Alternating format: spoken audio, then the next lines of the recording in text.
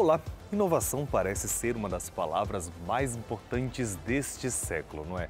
Mas é bom lembrar que ela não surge do nada e que é muito importante estimular as novas gerações para que elas possam encontrar soluções para o futuro.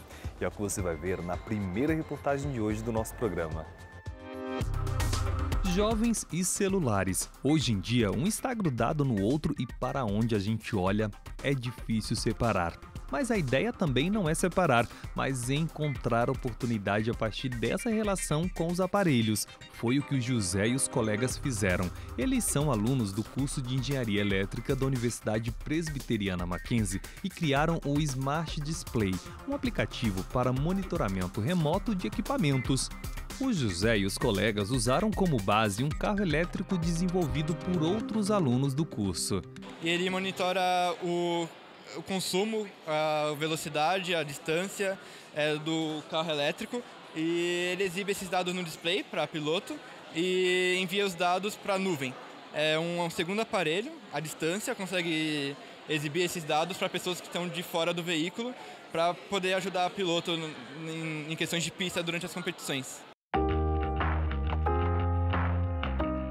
Já a Carolina, que se formou em psicologia, usou a experiência como mãe para criar o aplicativo chamado Pacotinho, que conecta várias mães oferecendo produtos e opções de lazer. O Pacotinho, ele é um projeto voltado para mães, né? Especificamente para a mulher que se torna mãe, porque ela deixa de ser o que ela era e foca na maternidade. O Pacotinho ele vem para resgatar essas outras facetas dessa mulher, né? Porque existe vida além da maternidade e a gente quer incentivar isso. A inspiração vem de muitos lugares e no caso da Vitória e da Mariana, veio durante as aulas no curso de psicologia. Foi então que elas desenvolveram o Psicomatch, plataforma que ajuda psicólogos e pacientes. O Psicomatch surgiu da ideia de ajudar as pessoas a encontrar um psicólogo ideal. A nossa ideia começou na aula de Ciência e Tecnologia, aqui do Mackenzie, e o professor propôs para a gente trazer uma inovação tecnológica. Nessa aula a gente teve a ideia e depois na aula de empreendedorismo nós estruturamos um modelo de negócio que chegou até aqui. As vantagens do aplicativo são que o paciente vai conseguir se identificar com as abordagens, porque a gente vai estar explicando todas as abordagens que existem dentro da psicologia. Isso vai criar uma maior identificação com o paciente.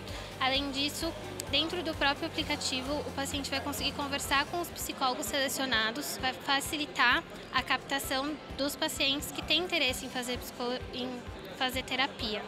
E todos eles aproveitaram a oportunidade oferecida por essa feira de inovação, a Macnova 2019, realizada pela Universidade Presbiteriana Mackenzie, na capital paulista.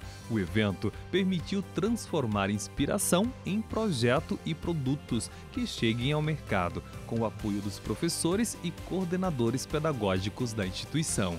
Essa aqui é uma pequena amostra daquilo que os nossos alunos estão desenvolvendo na área do empreendedorismo, na inovação tecnológica, ou seja, a partir da sala de aula, a partir dos ensinamentos que são levados a efeito na sala de aula, utilizando não só conhecimentos técnicos científicos nas mais diversas áreas do conhecimento. A gente tem percebido, eu senti nesse semestre um aumento na qualidade dos projetos apresentados e eu entendo que sim, tem muito a ver com a sala de aula. Muitos projetos que hoje estão já como projetos ou que ainda estão como ideias, surgiram na sala de aula, nas aulas de princípios de empreendedorismo. E esses alunos se empolgam e eles começam a perceber como eles podem fazer diferença já na comunidade deles e isso vem para cá como projeto.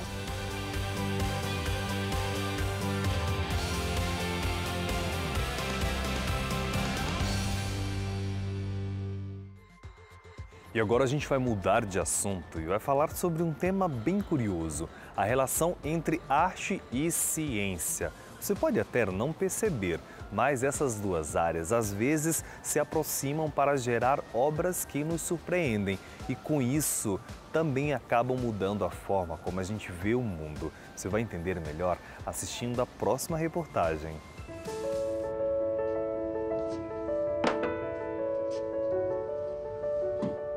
Essa é uma pergunta que muita gente faz. De onde os artistas tiram inspiração para suas obras? A verdade é que as ideias raramente surgem por acaso. Porque os artistas refletem os sentimentos, anseios e questões que surgem no lugar e na época em que vivem. Isso inclui os acontecimentos históricos, as transformações culturais e também os avanços da tecnologia e da ciência. Se você acha estranho a arte se relacionar com a ciência, então vale a pena prestar atenção nessa matéria, porque nós vamos mostrar que essa relação é um ingrediente essencial na construção do imaginário de cada época. O professor Patrício, da Universidade Presbiteriana Mackenzie, vem estudando o assunto há algum tempo. Ele explica como esse conjunto de ideias e informações acaba sendo usado por cada geração. Esse dicionário de imagens, de referências que vão constituindo o próprio ser humano e a própria sociedade.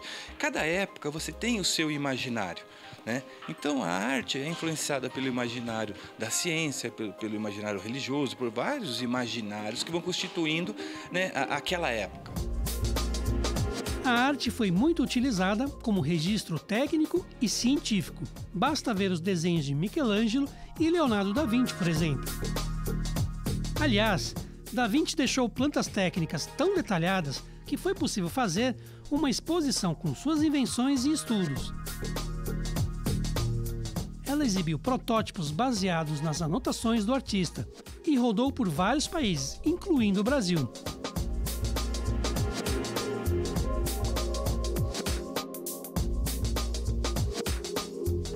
Durante muito tempo, pinturas e desenhos eram as únicas formas de se registrar imagens, já que as primeiras máquinas fotográficas portáteis só surgiram no século XIX. Saíam nos navios e junto com os viajantes sempre havia aquele que fazia o registro, né? O registro da imagem e do local, né? E que servia de documento. É isso mesmo, quadros como os que Albert Decaux pintou sobre o Brasil eram mais do que simples pinturas. Eram registros desse distante país do Novo Mundo e que influenciaram o imaginário europeu sobre a vida nos trópicos durante muito tempo. E nem precisamos voltar tanto no tempo para perceber a relação entre arte e ciência. Basta observar a arte produzida entre o fim do século XIX e a primeira metade do século XX. Foi uma época cheia de transformações. Foi quando Freud lançou as bases da psicanálise e Einstein publicou algumas de suas teorias mais importantes. Ideias que hoje nós já conhecemos, mas que na época causaram um grande impacto nas pessoas.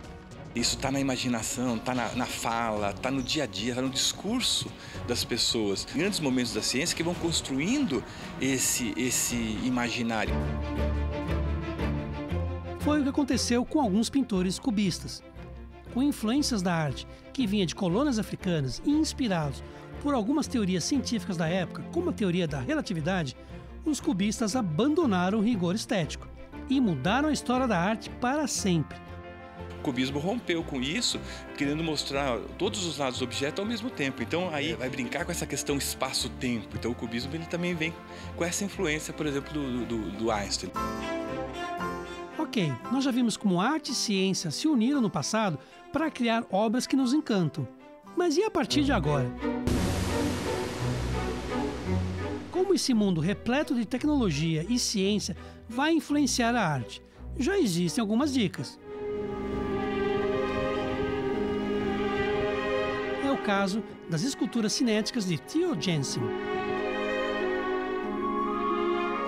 Misturando conhecimentos de física, engenharia e robótica, ele criou esculturas que se movem sozinhas, apenas com a ação do vento. É uma prova de que a arte vai ter cada vez menos fronteiras. Uma arte que vai perdendo o sentido, por exemplo, de estar no museu. E essa nova arte é uma arte que parece unir muitos conhecimentos. Então é uma arte mais intermediática, textual. Então ela junta muitos discursos, muitas mídias, muitos suportes, né? Sem perceber, Ao longo da vida, nós vamos construindo um vasto repertório de ideias e referências. São livros que lemos, quadros que admiramos e até propagandas que vemos. Arte, ciência, imagens e sons, informações e experiências vão se misturando e fornecendo a matéria-prima da inspiração que nós todos precisamos no dia a dia, não só para ser artistas, mas para trabalhar, estudar, criar e viver.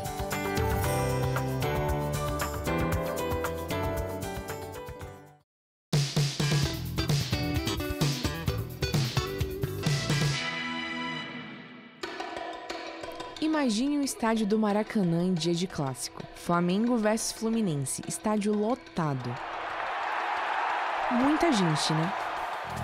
E se eu te disser que esse número é ainda menor do que a quantidade de pessoas em situação de rua no Brasil?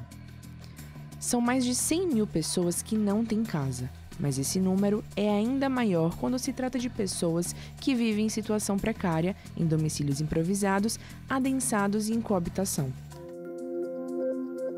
O número passa de 6 milhões de famílias que vivem nessas condições. É maior do que a população inteira de Singapura. Sim, no Brasil temos mais do que uma Singapura inteira de pessoas com moradias em situação vulnerável. O tema foi assunto na Universidade Presbiteriana Mackenzie, que promoveu o Fórum Regional de ATIS e Extensão Universitária, tendo como principal foco aproximar os alunos da realidade habitacional do país. A concepção do fórum parte do pressuposto de que a gente tem duas atuações muito importantes assim que a gente percebe no nosso curso de arquitetura. Uma atuação profissional, que é essa atuação da assessoria técnica em habitação de interesse social, entidades, ONGs, escritórios que fazem essa atividade de trabalho conjunto junto com as populações de baixa renda, nas comunidades, trabalhando com melhoria habitacional, mutirão. E tem uma atividade também que tem mais a ver com os estudantes, que é a extensão universitária. O fórum tem como base a Lei ATIS, que assegura que pessoas em moradias vulneráveis tenham uma assistência gratuita para projetos de construções de habitação de interesse social. A gente tem que estruturar e regulamentar essa lei de assistência técnica para a gente poder ter uma regulação de atividades contínuas nesse campo e aí poder atuar plenamente com tecnologias próprias. É um grande desafio atuar nas periferias urbanas. O papel do arquiteto urbanista na questão da assistência técnica é fundamental nos dias de hoje, principalmente em tempos de crises e incertezas, onde a sociedade civil precisa de um apoio e é necessário disseminar o que é arquitetura e urbanismo para as comunidades de baixa renda. Nossa Universidade Presbiteriana Mackenzie forma arquitetos cidadãos. Então, o que é isso? É o arquiteto que chega na maioria da população. Não é o arquiteto que só desenha grandes projetos. Também, eles sabem fazer projetos maravilhosos. Mas nós formamos alunos e arquitetos para as necessidades do nosso país. Mostrar que a saúde da população, que a qualidade das cidades passa pelo nosso trabalho. Todos nascem com caminhos a serem percorridos, inúmeros, infinitos. E os tombos são inevitáveis, fazem parte do aprendizado. Cabe a nós mostrar que não é preciso ser o melhor. Para crescer, o importante é ser hoje um pouco melhor do que ontem, sucessivamente, e seguir com estas verdades. Não há limites para o desenvolvimento humano. As barreiras são quebradas com conhecimento, esforço e determinação. E estaremos sempre ao seu lado, ensinando, cuidando e aprendendo. Mackenzie, desde 1870, presente no que é essencial. O nosso programa fica por aqui, mas olha, se você quiser conhecer mais sobre projetos, atividades ou cursos da Universidade Presbiteriana Mackenzie, pode acessar o nosso site mackenzie.br. Eu vejo vocês na próxima edição. Até lá!